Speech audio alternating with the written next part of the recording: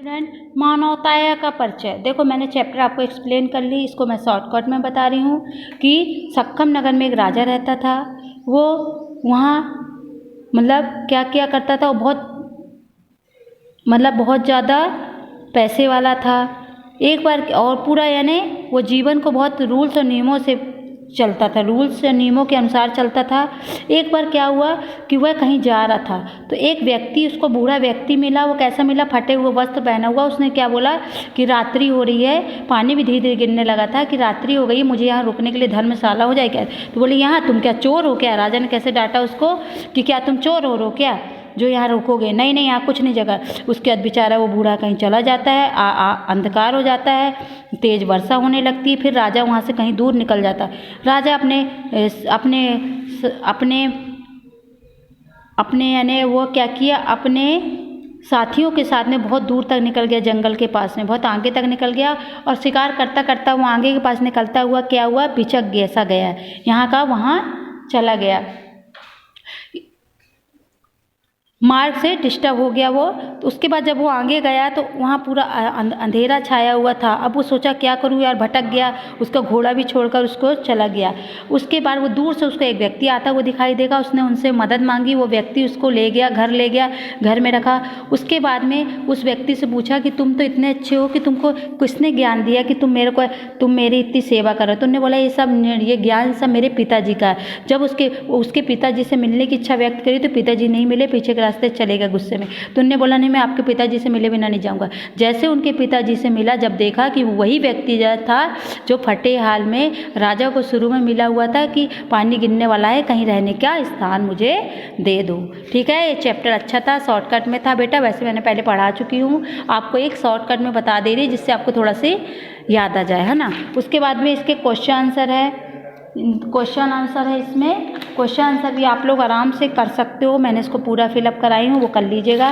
उसके बाद हमारा है द्वादश पाठ है, 12 पाठ है, द्वादश पाठ है हमारा है जो ये है दुर्जन लक्षण, दुर्जनों के लक्षण, दुर्जन के लक्षण। इसमें हर श्लोक के जैसे पहले में क्या अर्थ बताई थी कि जिस प्रकार गाड़ी में लगे हुए घोड़े और उसके पहिए लगे रहते हैं तो उनको लगाम खींचना बहुत जरूरी रहता है ना, उसी प्रकार से दुर्जनों से दूरी बनाकर रखना कि कहीं यदि अगर कहीं पहिया भटक गया है तो हमारा एक्सीडेंट हो जाएगा, या हमको जो लगे हुए घोड़े वो सींग ना मार दे, उसी प्रकार से हम डर के रहते हैं, उसी प्रकार उनसे भी हमको डर कर रहना चाहिए। दूसरे में क्या है, दूसरे में था हस्ती अंकुश हस्तेन वाजी टाड़ियट, यानी अपने हाथों को हम हमेशा पहने दांत या सींग से बचाते हैं, उसी प्रकार दुर्जनों से भी हमको हमेशा दुनिया बनाकर रहनी चाहिए, क्योंकि वो कब हमको धोखा दे दे बड़े भरोसा नहीं है। तीसरे मैंने पढ़ाई थी कि बादलों के गरजने से भोजन की अभिलाषा से मोर संतुष्ट हो जाते। जैसे बादल गरजता तो खुश हो जाते हैं कि अब हमको भोजन मिल जाएगा और संतुष्ट हो जाते हैं, नाचने लगते हैं। उसी प्रकार से दूसरे की संपत्ति मिलने से ही अच्छे लोग भी संतुष्ट हो जाते हैं, जो दुर्जन लोग रहते हैं। चौथे में हमने क्या पढ़ा था, व्यक्ति विनय पूर्वक व्यवहार से बलवान होते हैं, परंतु दुर्जन लोग तिरस्कार से बलवान बनते हैं। यानी जो अच्छे व्यक्ति रहते हैं विनय व्यवहार से हमेशा ताकतवर रहते हैं, उनको सम्मान किया जाता है, परंतु जो दुर्जन लोग रहते हैं वो तिरस्कार के द्वारा, परंतु विश्राम लोग विनय से बलशाली हो जाते हैं। दुर्जन व्यक्ति कभी भी सज्जन नहीं बन सकता, उसी प्रकार जिस प्रकार नीम के पेड़ के पत्तों में मीठापन नहीं आ सकता है।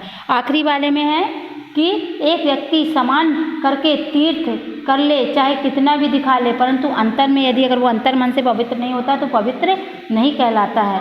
यानी जिस प्रकार से एक बर्तन को जला देने से, दहका देने से, ठोक पीट देने से उसका शुद्धता का आकार आता है, उसी प्रकार से मनुष्य को आंतरिक शुद्धता बहुत जरूरी है। उसके बाद इसके क्वेश्चन आंसर थे बेटा, वो भी मैंने आपको करवाई हूँ और पढ़ाई थी, और उसको कराई थी और पढ़ाई हुई थी आप लोगों को, है ना। तो देखो क्वेश्चन के आंसर है ये बता देती हूँ मैं आपको।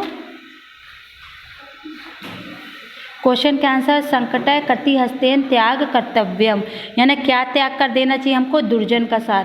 हस्ती वाजी श्रृंगी दुर्जनस्तेन ताड़ेन, यानी हाथों को से हम किससे दूरियां बना करके रखते हैं, खड़ा हस्तेन से, यानी जिस प्रकार से हम सींग वाले जानवरों से बनाते हैं उसी प्रकार से दुर्जनों से भी हम दूरियां बना करके रखते हैं। विप्रा कदा तुष्यन्ति, यानी वो कब संतुष्ट होता है, भोजन। मयूरा दूसरे की संपत्ति पाकर के जिस प्रकार संतुष्ट होते हैं ना, उस प्रकार से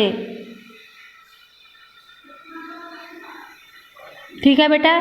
कस्य केन व्यवहारम कर्तव्यम, हमको कैसा व्यवहार करना चाहिए, हमको कैसा व्यवहार हमेशा करना चाहिए, हमें हमेशा अच्छा व्यवहार करना चाहिए। ठीक है। अब इसके बाद में खालिस्तान है, ये तो श्लोक वाले हैं जो आप लोग कर लोगे।